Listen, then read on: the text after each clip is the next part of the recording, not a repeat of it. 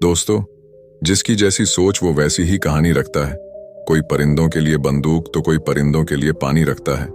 उस इंसान से कभी झूठ मत बोलिए जिसे आपके झूठ पर भी विश्वास हो। दुनिया के तानों से कभी नाराज मत होना। अनजान लोग तो हीरे को भी कांच का समझ लेते हैं। सच्चा रिश्ता एक अच्छी पुस्तक जैसा होता है, कितनी भी पुरानी हो जाए फिर भी शब्द नहीं बदलते। कामयाबी के दरवाजे उन्हीं के लिए खुलते हैं जो उन्हें खटखटाने की ताकत रखते हैं। जो लोग सब्र करते हैं या तो वो जीत जाते हैं या फिर सीख जाते हैं। जिंदगी में एक दूसरे के जैसा होना जरूरी नहीं होता, एक दूसरे के लिए होना जरूरी होता है। नमस्कार दोस्तों, धनी सेठ और एक गरीब आदमी की कहानी। दोस्तों, यह कहानी जानवर को भी इंसान बना सकती है। पत्थर की तरह मजबूत दिल रखने वाले की आंखों में भी आंसू आ जाएंगे। जिस गरीब आदमी को सेठ ने अपने महल के सामने एक रात्रि के लिए आश्रय नहीं दिया, उस गरीब आदमी ने सेठ के साथ कौन सा व्यवहार किया, इस कहानी से समझते हैं। दोस्तों, यह कहानी बड़ी ही शिक्षाप्रद, महत्वपूर्ण और ज्ञानवर्धक है। मेरा आपसे निवेदन है कि कहानी के अंत तक हमारे साथ में बने रहना। नमस्कार दोस्तों, किसी नगर में एक बहुत धनी व्यापारी रहता था। उसके पास इतना धन था कि अपने रहने के लिए उस व्यापारी ने कई महल नुमा घर बना रखे थे। सेठ की सेवा के लिए उसके पास कई नौकर चाकर और कई तरह की सुख सुविधाएं थीं। यदि सेठ को एक महल से दूसरे महल तक जाना होता तो वह घोड़े पर चढ़ करके जाता था। सेठ का व्यापार पूरे नगर में फैला हुआ था और इसी कारण से उसे बहुत बार यात्राओं पर निकलना पड़ता था। परंतु सेठ इस व्यापारिक यात्राओं पर अकेला ही जाता था। किसी भी नौकर और अपने साथ किसी अन्य आदमी को लेकर के वह सेठ नहीं जाता था। इन यात्राओं के दौरान उसे कई बार घने जंगलों में होकर के निकलना पड़ता था और कई सराय में उसे रुकना पड़ता था। सेठ को अपने किसी भी नौकर पर विश्वास नहीं था, इसीलिए हमेशा वह सेठ अकेला ही यात्रा करने के लिए निकलता था। इसी तरह सेठ के दिन बीत रहे थे। एक बार की बात है, रात के समय वह सेठ अपने महल से सामने एक दिन टहल रहा था कि उसके सामने से एक बूढ़ा व्यक्ति आता हुआ दिखाई दिया। उस बूढ़े व्यक्ति के कपड़े बहुत ही फटे पुराने थे। सिर पर वह गठरी को लादे हुए थे। जैसे ही उसने सेठ को देखा, उस बूढ़े आदमी ने जो गठरी उसके सर पर रखी हुई थी उसे उठा करके नीचे रख दिया और सेठ को प्रणाम करते हुए कहने लगा, श्रीमान जी, मैं बहुत दूर से आया हूं और मैं बहुत थक गया हूं। यदि आप आज्ञा दें तो यहां रात काट लूं। उस बूढ़े व्यक्ति की बात को सुनकर के सेठ ने कहा, यह मेरा महल है, कोई धर्मशाला नहीं है। बूढ़ा व्यक्ति कहने लगा कि मैं केवल आपकी घुड़साल के बाहर ही पड़ा रहूंगा और सुबह होते ही यहां से मैं चला जाऊंगा। सेठ ने कहा, परंतु यहां तुम्हारी देखभाल कौन करेगा?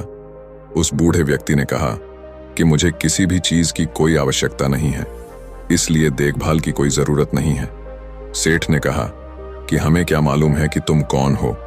एक आदमी हमें रात भर के लिए तुम्हारी रखवाली के लिए यहां पर लगाना पड़ेगा। उस बूढ़े व्यक्ति ने कहा कि क्यों महाराज, ऐसा क्यों करना पड़ेगा आपको? सेठ ने कहा कि वह इसीलिए करना पड़ेगा कि रात को तुम कोई वस्तु उठा करके यहां से निकल ना जाओ।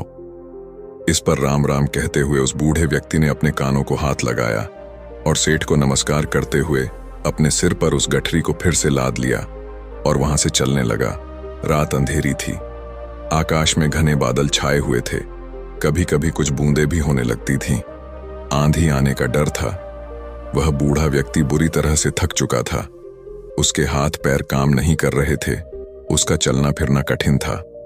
परंतु सेठ के इन कट शब्दों ने उसे ऐसा घायल कर दिया था कि उसे अब उस नगर के किसी भी शहरी के पास जाकर के विश्राम करने का विचार छोड़ दिया था। जोरों की बरसात होने लगी। जिस तरह रात का अंधकार बढ़ता जा रहा था, उसी तरह से बूढ़ा आदमी भी अपने सर पर गठरी को लादे हुए आगे चला जा रहा था। समय बीतता गया। कुछ दिनों के बाद वह सेठ अपने मित्रों और अन्य सेवकों के साथ एक दिन शिकार खेलने के लिए जंगल में निकल पड़ा। शिकार खेलते समय उसे अपना घोड़ा एक हिरण के पीछे उसने लगा दिया। बहुत ही प्रयत्न करने के बाद वह उसके हाथ ना लगा और इसी दौड़ में वह सेठ अपने साथियों से आगे निकल चुका था। जंगल घना था और घने जंगल में घुस जाने के कारण वह सेठ अपने नगर का मार्ग भूल चुका था। लगभग कई घंटों वह जंगल में भटकता रहा। इतने में ही रात हो गई। बारिश चालू हो गई, आंधी चलने लगी और बादल छा गया। कोई भी ऐसा व्यक्ति नहीं था जो सेठ की किसी भी प्रकार से कोई सहायता कर सकता था, बेचारा थक करके चूर चूर हो गया। जब उसे कोई रास्ता नजर नहीं आया तो वह एक वृक्ष के नीचे बैठ गया। आंधी इतनी जोरों से बढ़ने लगी कि जंगल के जो वृक्ष थे वह सब टूट टूट करके गिरने लगे। आंधी के कारण अंधेरा बढ़ने लगा। हाथ को हाथ नहीं दिखाई दे रहा था। प्रकृति के इस प्रकोप से घबरा करके सेठ का जो घोड़ा था वह अपने बचाव के लिए इधर उधर भागने लगा। घोड़े का मालिक इतना थक चुका था कि उसे होश नहीं था। थोड़ी देर के बाद आंधी जब कुछ कम पड़, थोड़ी थोड़ी बरसात होने से चारों ओर जो फैली हुई धुल थी वह बैठ चुकी थी। आकाश को साफ हो गया था। तब सेठ ने देखा कि उसका घोड़ा उससे वहां से जुदा हो चुका है। उस सेठ ने उस घोड़े को 2000 रुपए देकर के खरीदा था और उस घोड़े से बहुत ही प्यार करता था। उसे पालने में उसने किसी तरह की कोई कसर नहीं छोड़ी थी। अब तो सेठ को घर पहुंचने की कोई भी उम्मीद नहीं थी।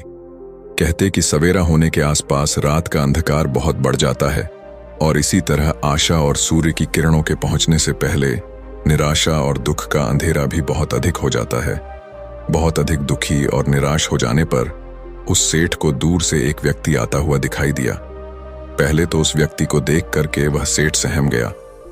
कहीं यह कोई व्यक्ति चोर या डाकू ना हो जो उसे आकर के उसे लूट ले।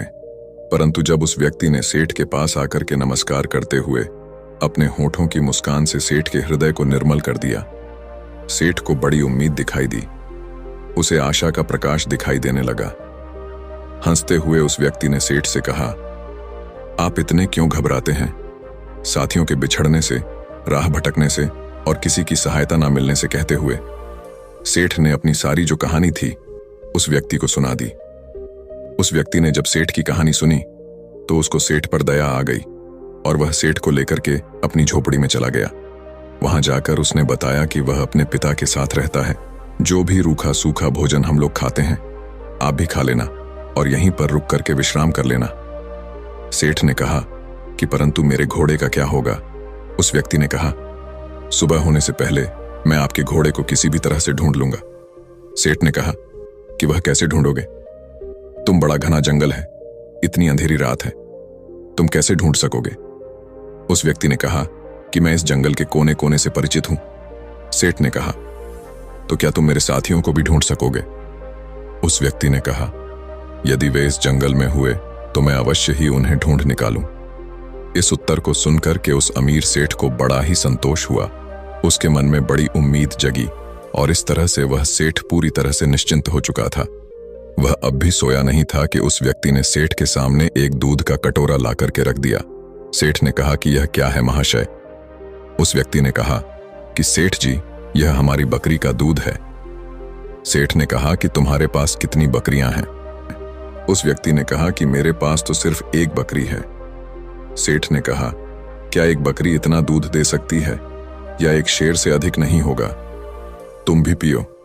उस व्यक्ति ने कहा कि नहीं, पिताजी ने कहा है कि आज का जो भी दूध है वह केवल अतिथि सेवा में लगाया जा सकता है।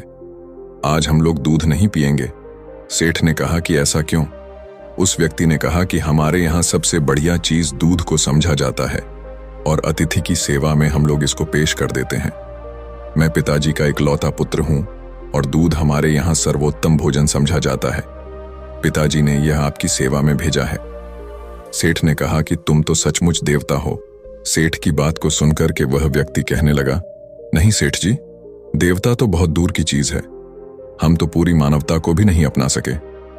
उसकी बात को सुनकर के सेठ ने कहा, नहीं भैया, मानवता तो आप में कूट कूट करके भरी हुई है। इस तरह बातें करते करते वह सेठ सो गया। अपने अतिथि की सच्ची सेवा करने वाला वह व्यक्ति चुपके से उठा और हाथ में मसाल लिया और अपने अतिथि के घोड़े को ढूंढने के लिए वहां से वह चल दिया। ढूंढते ढूंढते वह सुबह के समय के आसपास ढूंढा। बहुत ढूंढने के बाद आखिर उसे घोड़ा मिल गया। वह अपने अतिथि का घोड़ा ला करके अपनी झोपड़ी पर लौट आया। जब उसकी मां ने देखा कि अतिथि का घोड़ा मिल गया है तो वह उठ करके घोड़े के लिए सारा डालने लगी। वह जानती थी कि घोड़ा जंगल से घास चर करके आया होगा, परंतु फिर भी उसने अतिथि के घोड़े की सेवा करना अपना परम कर्तव्य समझा। घोड़े को यदि सारा ना मिलता तो शायद अतिथि सेवा अधूरी समझी जाती। सुबह के समय जब वह अमीर सेठ सो करके जगा तो उसने देखा कि उसका जो घोड़ा है वह सारा खा रहा था और अतिथि सेवक, वह व्यक्ति उसके सामने हाथ जोड़े हुए कह रहा था, आज ईश्वर ने हमारी लाज रख ली। उसको सुनकर के सेठ ने पूछा कि कैसे। उस व्यक्ति ने कहा, सेठ जी, आपका घोड़ा सकुशल मिल गया। यदि वह सामने की ओर निकल जाता तो शायद बाघ उसे अपना शिकार बना लेता। इतना सुनकर कि उस सेठ ने उस व्यक्ति को बहुत सा धन्यवाद दिया। इस समय उसे व्यक्ति की वृद्ध माता ने अतिथि के लिए दूध का कटोरा भर करके भेज दिया। दूध पी लेने के बाद सेठ घर लौटने की इच्छा प्रकट करते हुए कहा, मैं तुम्हारे पिताजी से मिलना चाहता हूं। वह नवयुवक अपने पिता को बुलाने के लिए गया। उसके पिता बिस्तर पर लेटे हुए आराम कर रहे थे। उस युवक ने पहुंच करके कहा कि पिताजी, जो अतिथि महाशय हैं वह आपको याद कर रहे हैं। उस पिताजी ने पूछा कि किस लिए? पुत्र ने कहा कि वे जानना चाहते हैं। पिता ने कहा, उनसे कहो कि कुछ दिन और ठहरे। पुत्र ने कहा कि मैंने कहा था, परंतु वह नहीं मानते। पिता ने कहा, अच्छा, तो उन्हें उनके घर तक छोड़ करके आओ। पुत्र ने कहा, जाने से पहले वह आपके दर्शन करना चाहते हैं। पिता ने कहा, बेटा, अच्छा, तो यही होगा कि मैं उनसे ना मिलूं। पिता की इस तरह की बात को सुनकर के पुत्र को कुछ आश्चर्य हुआ। उसने अपने पिता के सामने मुख से कभी कोई शब्द नहीं कहा था। आज वह पिता को इस प्रकार देखने लगा मानो उसकी आंखों में शब्द कोई लिखा हो। पिता ने पुत्र के प्रश्न को पढ़ लिया और उसे धीरे से समझाता हुआ कहने लगा, बेटे, तुम शायद यही पूछना चाहते हो कि मैं अतिथि से इस प्रकार दूर रह करके उसका निरादर क्यों कर रहा हूं। असल में मेरी इस बात में भी अतिथि का सत्कार का भाव ही भरा हुआ है। पुत्र ने पिता की बात को सुनक के कहा, मैं इस अनादर में आदर की भावना को समझ नहीं सका। पिताजी, पिता ने कहा, समझाओ भी कैसे? ऐसी कौन सी कठिन बात है जो मुझे न समझ सके? पिता ने कहा, यह एक व्यर्थ घटना है जिसके बारे में बताना नहीं चाहता। पुत्र ने कहा कि अच्छा, तो अतिथि महोदय से आपके बारे में क्या कहूं? पिता ने कहा कि यही कि पिताजी बूढ़े हैं और रोगी भी हैं। वह बिस्तर से उठकर कि चलने फिरने में असमर्थ, इसलिए उनका बाहर आना कठिन है। पुत्र ने अपने पिता का जो संदेश था वह जाकर के उस सेठ को सुना दिया। इस बात को सुनकर के सेठ कहने लगा, इस पवित्र स्थान पर आकर के मैं ऐसे महात्मा को देखे बिना यहां से कैसे वापस चला जाऊं, जिसके घर में भूले भटके को मार्ग दिखाया जाता है, जहां अतिथि की सेवा की जाती है, जी जान लगा करके की जाती है, जहां अजनबी अतिथि के घोड़े को ढूंढने के लिए घर वाले अपनी जान की बाजी लगा देते हैं, और जहां जो घर की गृहिणी है वह अपना खान पान उठा करके अतिथि के घोड़े की पेट भरने के लिए तैयार करती है। तुम्हारे पिता को देखकर ही मेरा जीवन सफल हो सकता है। सेठ का संदेश पुत्र ने पिता तक पहुंचा दिया। अब बूढ़ा क्या करता, उसे सेठ के सामने आना ही पड़ा। सेठ ने देखते ही पहचान लिया कि यह तो वही बूढ़ा है जो कुछ दिन पहले उनके महल के सामने सर पर गठरी उठाए हुए आया था। एक रात के लिए उसने आश्रय मांगा था और सेठ ने उसे चोर तक कह दिया था। कितनी दानव थी उसके दुर्व्यवहार में। इस वृद्ध के पुत्र ने अपनी मानवता का परिचय देकर के उस सेठ के हृदय को बिल्कुल बदल दिया था। अमीर सेठ हाथ जोड़ करके खड़ा हो गया और अपने दुर्व्यवहार के लिए उस बूढ़े व्यक्ति से क्षमा याचना करने लगा। बूढ़े व्यक्ति ने कहा, आपकी ओर से क्षमा याचना का प्रश्न ही पैदा नहीं होता है, क्योंकि मैं बाहर आकर के आपको उस पुरानी घटना की याद नहीं दिलाना चाहता था।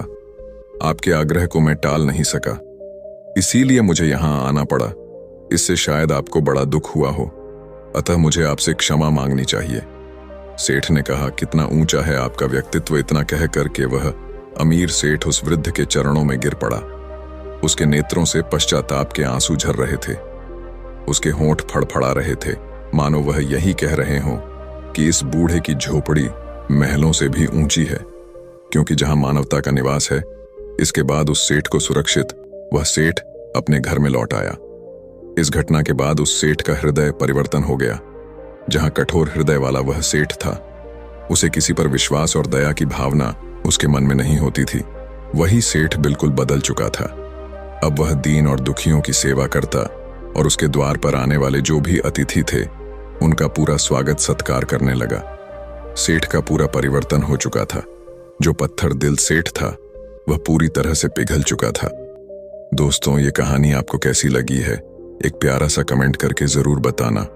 और यदि वीडियो आपको पसंद आया है, अच्छा लगा है, तो इस वीडियो को लाइक शेयर करके चैनल को सब्सक्राइब जरूर कर देना। तो चलिए फिर मिलते हैं ऐसी एक और नई वीडियो में एक नए मैसेज के साथ। तब तक के लिए अपना ख्याल रखें। धन्यवाद और नमो बुद्धाय।